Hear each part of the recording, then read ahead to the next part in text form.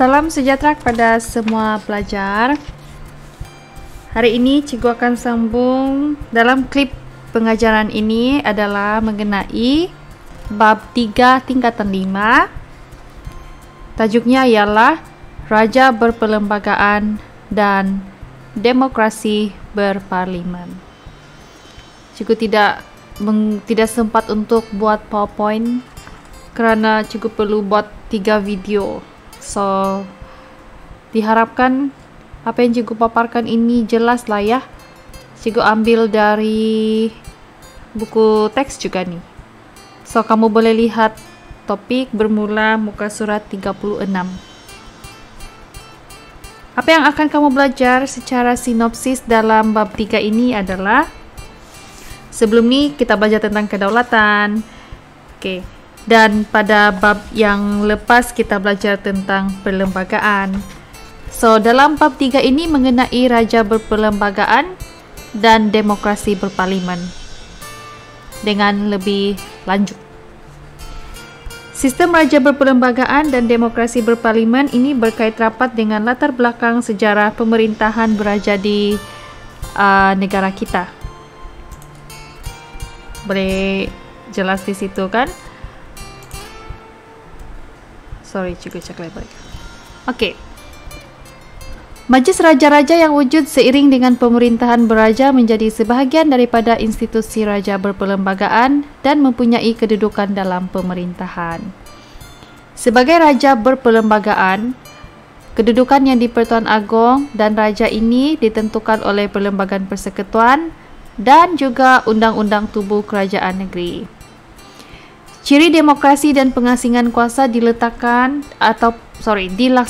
pada peringkat kerajaan persekutuan dan kerajaan negeri melalui sistem demokrasi berparlimen.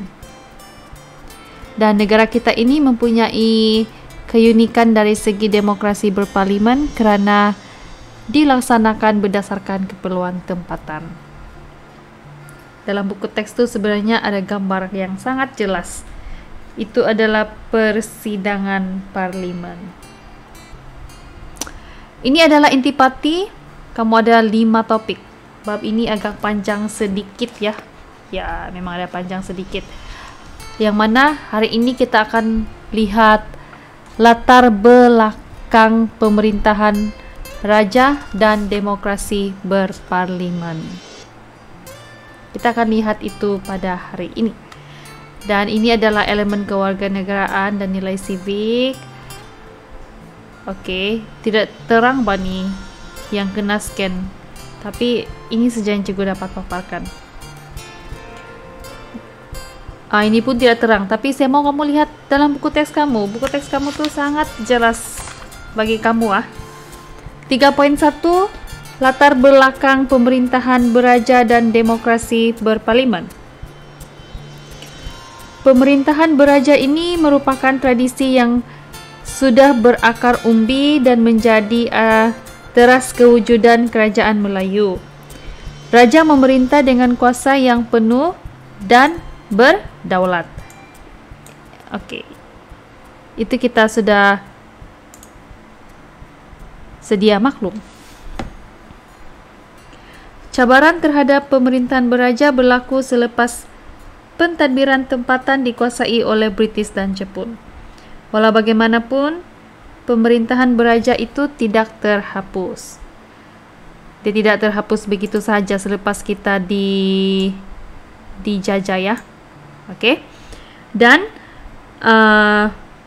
pemerintahan beraja berkembang sejajar dengan peredaran massa sehingga diiktiraf sebagai Raja Berperlembagaan seiring dengan konsep demokrasi berparlimen dalam pemerintahan negara kita pada hari ini. So, mari kita lihat latar belakang ini ada beberapa. Yang pertama, semasa pemerintahan beraja Kesultanan Melayu Melaka. Okey, kita lihat bagaimana sistem pemerintahan beraja masa KMM ni. Kita boleh nampak masa ni kan raja itu seorang raja yang berwibawa, yang mana masa Kesultanan Melayu Melaka ni, raja itu berkuasa penuh, berkuasa mutlak. Okey. Semua kuasa pemerintahan itu terletak kepada raja. Rajalah ketua segala-galanya. Termasuklah ketua pentadbiran, perundangan dan kehakiman. Dan masa itu kamu sudah belajar dalam tingkatan 4 kan, mereka menggunakan undang-undang hukum kanun Melaka dan juga undang-undang laut Melaka. Dan ini membuktikan adanya kehidupan bernegara dan ciri sistem perlembagaan pada zaman Kesultanan Melayu Melaka, sebab mereka ada undang-undang juga. Dan masa ini pemerintahan kesultanan itu diperkukuhkan lagi dengan konsep Islam. Dan rajalah ketua agama Islam. Raja tu memang berada di atas dan memegang semua. Dan pemerintahan Kesultanan Melayu Melaka ini mempunyai pengaruh yang besar bagi membina tradisi dan adat istiadat yang diwarisi oleh Kesultanan Melayu di kemudiannya. Kesultanan Melayu ini merujuk kepada kerajaan yang mempunyai pertalian dengan Melaka itulah, sama ada dari segi keturunan ataupun pernah jadi naungan maupun tanah jajahan takluk Melaka. Jadi secara tradisinya kita boleh lihat raja-raja Melayu ini dianggap sebagai sumber undang-undang. Apa yang dia cakap itulah undang-undang. Titah raja itu sebagai undang-undang. Selain itu mereka juga merujuk kepada hukum kanun Melaka dan undang-undang laut Melaka lah. Raja juga sebagai ketua kerajaan dan ketua agama. Dia juga bertanggung jawab mempertahankan adat dan struktur masyarakat dalam kerajaan Melayu. Maksudnya semua itu terletak di atas kedaulatan raja-raja Melayu. Dalam buku teks kamu lihat muka surat 38 ni. Ini adalah Kesultanan Melayu selepas Kesultanan Melayu Melaka. Legasi Kesultanan Melayu Melaka ini diteruskan secara langsung oleh Kesultanan Johor Riau, Pahang dan juga Perak. Lepas tu daripada Johor Riau pula kesinambungan dia ialah Kesultanan Terengganu dan Selangor.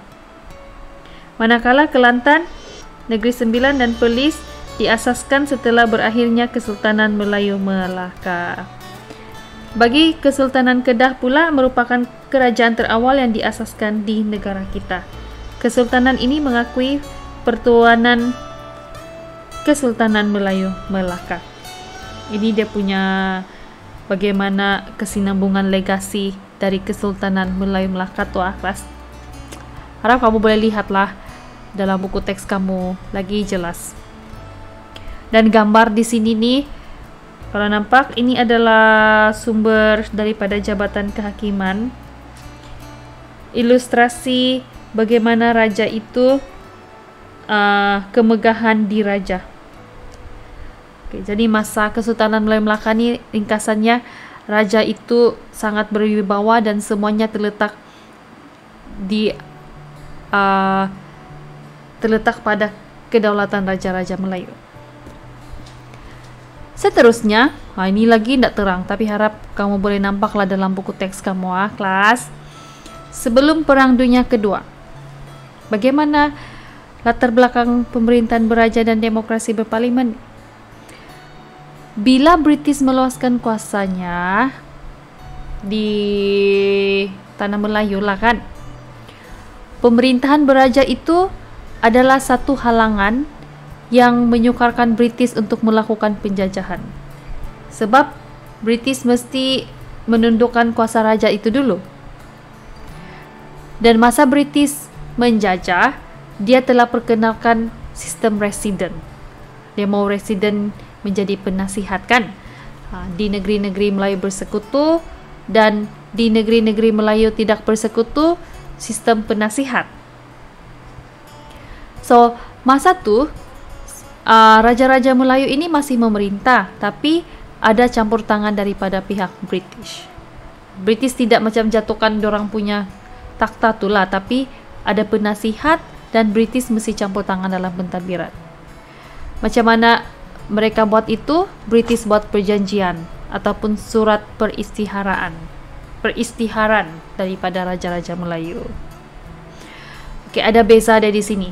Untuk negeri-negeri Melayu bersekutu, antaranya seperti Perak, Selangor, Negeri Sembilan dan juga Pahang, British hanya mengambil alih pentadbiran pada peringkat pembesar negeri. Raja Melayu masih kekal sebagai pemerintah. Tapi dalam masa yang sama, Raja Melayu itu mesti menerima nasihat daripada pegawai British. Siapakah pegawai itu? Dialah resident. Orang putih lah kan. Untuk negeri-negeri Melayu tidak bersekutu, contohnya seperti Kedah, Perlis, Kelantan, Terengganu dan juga Johor ni, kedudukan raja yang memerintah adalah lebih kukuh. Okey, yang mana British ada penasihat, tapi pentadbiran negeri itu tetap dilaksanakan oleh pembesar yang dilantik oleh raja. Nampak di situ bezanya. Negeri-negeri Melayu bersekutu tu British mengambil alih pentadbiran pada peringkat negeri, pembesar. Tapi kalau di negeri-negeri Melayu tidak bersekutu, tidak.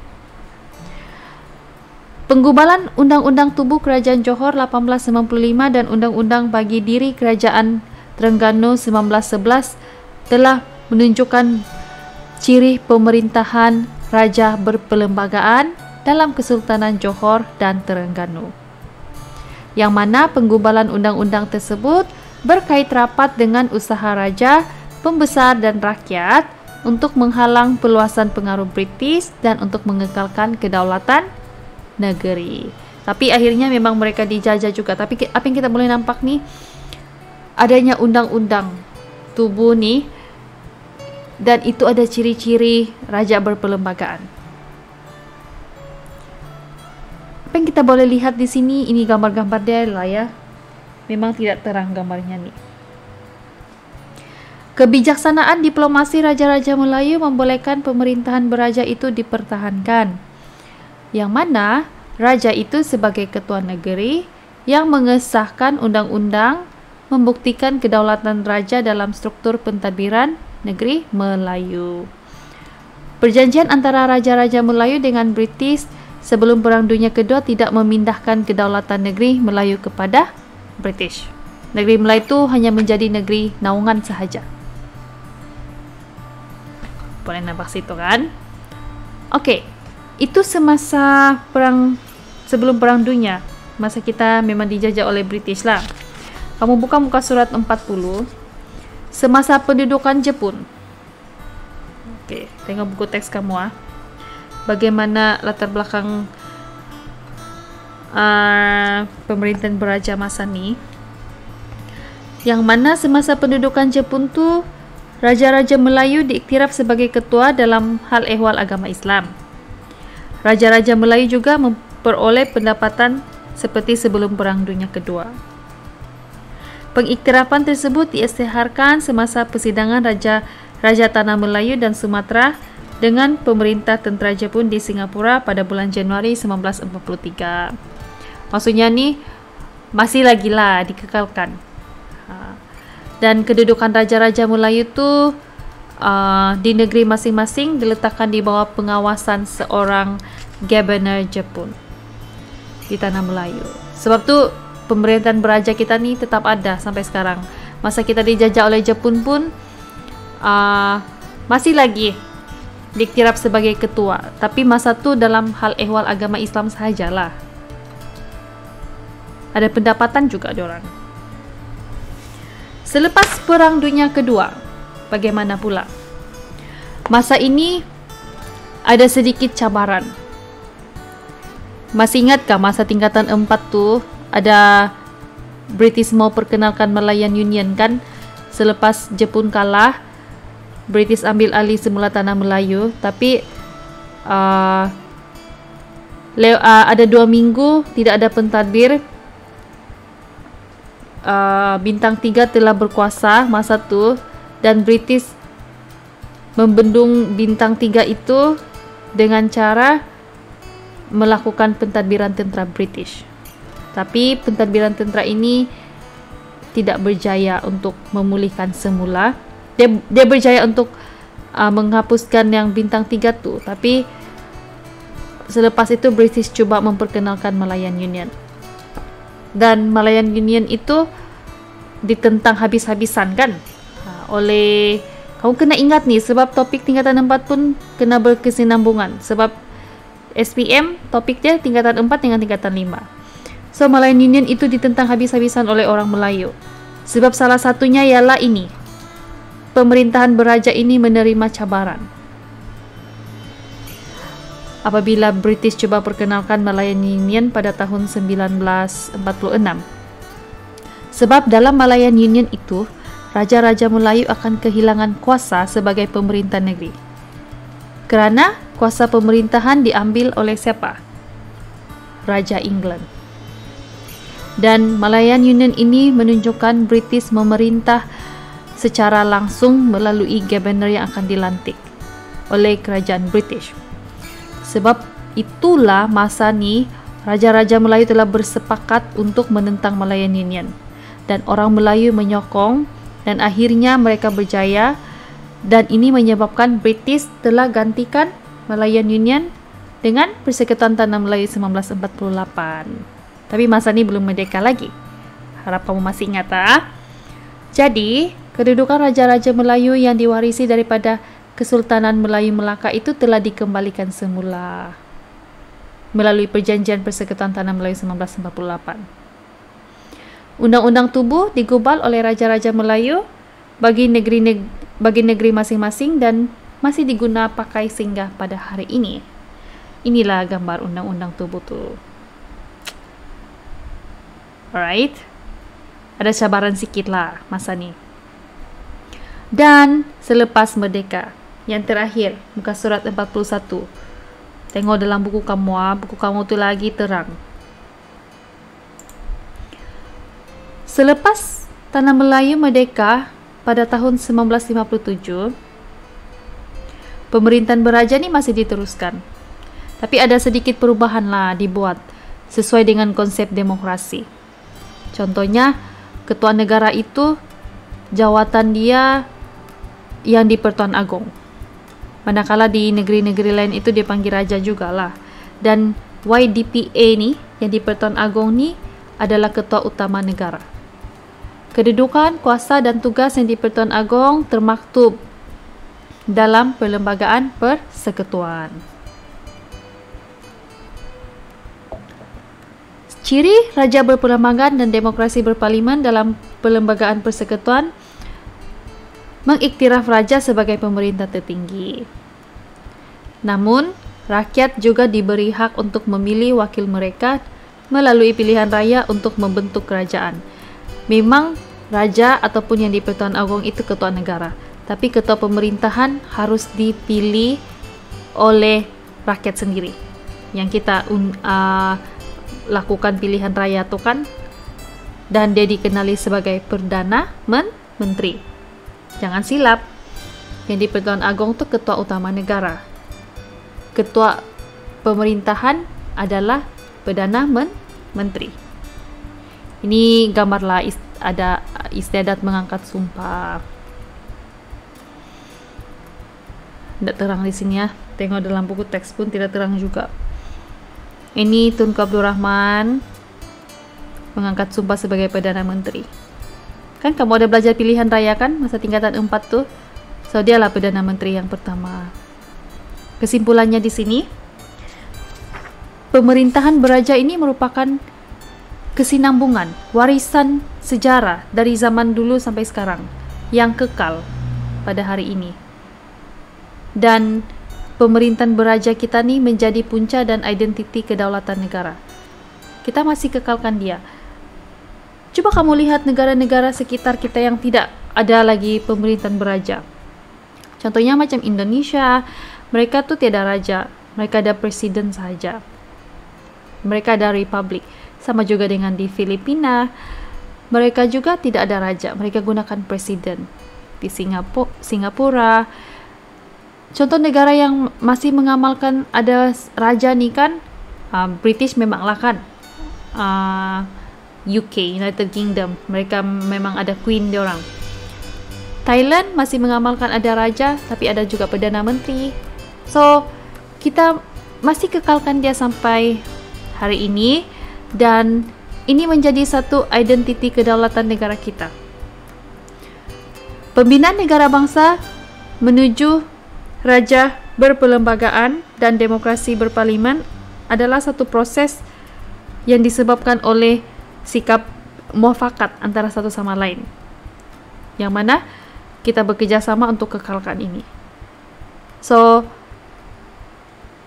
sistem ini kita perlu pertahankan supaya kestabilan negara kita ini boleh terjamin, perpaduan negara kita juga boleh dikekalkan. Ini semua adalah untuk kemakmuran negara. So, jelas di situ. Dalam 3.1, latar belakang pemerintahan beraja dan demokrasi berparlimen, ada 4 tahap. Pada zaman Kesultanan Melayu Melaka, sebelum Perang Dunia Kedua, semasa pendudukan Jepun, ada 5, selepas Perang Dunia Kedua, dan juga selepas merdeka. Harap pelajar boleh, at least kamu boleh faham sedikit lah daripada penerangan yang cikgu sudah bagi. Itu saja untuk video kali ini. Terima kasih kerana Anda sudah menonton video pengajaran ini. Jika Anda tidak faham, Anda boleh ulang lagi, dan sudah ulang pun masih tidak faham lagi, jangan malu untuk bertanya dengan cikgu sendiri ya. Oke, itu sahaja untuk klip pada hari ini. Terima kasih kerana Anda sudah meluangkan masa Anda. Sekian dan terima kasih.